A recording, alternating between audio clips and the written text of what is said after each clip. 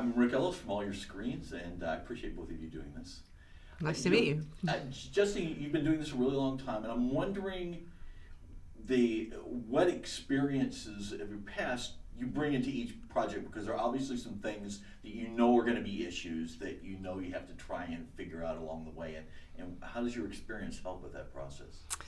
Well, I've been doing this for over 30 years now, which is a really alarming amount of time, is there anything about it? I've inevitably gathered a lot of experience in different areas. I've had various specializations along the way: climbing, filming in the tropics, night filming, amongst other things. And so, inevitably that builds up a skill base. But there's also just like small things, like how do you live in the tropics, things you might need just in terms of your own personal comfort. All other different habitats that you might find. This work, we find ourselves in all sorts of habitats on Earth, dry deserts, hot, cold, where Erin comes from originally in Alaska, really cold, wet, with mosquitoes but in other places there's other challenges. It varies, but I suppose, yes, I do realise now when people ask me, what would you do when you go here? I do realise I actually do. I have a fair amount of experience. I have got something to say, which is good.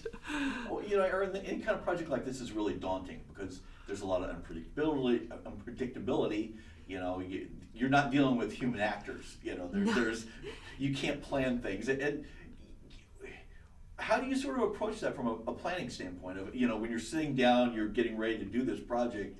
How do you sort of try and cut down those variables? I think a lot of it is researching ahead of time. What was really cool about Queens was that we had resources like Sophie and Justine, who had done a lot of the same animals that we were filming or had been in the same areas that we were going to film, and they were so gracious and available to answer any questions we had. I was really fortunate because I started with bears. That was my first shoot, and I'd done quite a bit of work with bears. So it was a nice way to step in and kind of have confidence in the place I was going to be filming first. And then from there, I got to go to areas I'd never filmed before, and I got to ask Faith Musembi about how to film in Kenya, what to wear, how much sunscreen I needed, those kind of questions. So yeah, just preparing is researching and talking to your peers and learning from them as well. Justine, because you've done this a lot, you said that you've had a lot of different experiences, a lot of different places. Is it easy to sort of keep the magic of the moments that you're in, where you're sitting there and you're like, wow, I'm getting a chance to see this? Or is there a little bit of jaded I've been 40 other places, this is another place and it's great? When you do a job for a long time, there are things that start to repeat. So like night work, for example, is really tough, and it starts to probably be tougher if in the moments when things are quiet and there's nothing happening. But I have to say, the magic of just being around animals and seeing behaviour going on, it never wears thin at all, not for me at least. And on Queens, just having the opportunity to go to Ethiopia, for example, and film Ethiopian wolves in the wild in the Bale Mountains. I mean, there's always these firsts, even though, 30 years plus, I still, there's still these moments where they're firsts. And that for me was, an amazing experience, just being around those animals in such an intimate way and seeing their behaviour just unfold and having the time to do that. That's the magic of the job. And I love that side of it. Well, you've done all these different things. Is there something that you haven't been able to shoot that this is on my bucket list, this is what I want to do? There are always things. The world is an incredible place. There's just so much life here. Even if you just take the tropics alone, the things that you can film there, the relationships between animals and revisiting.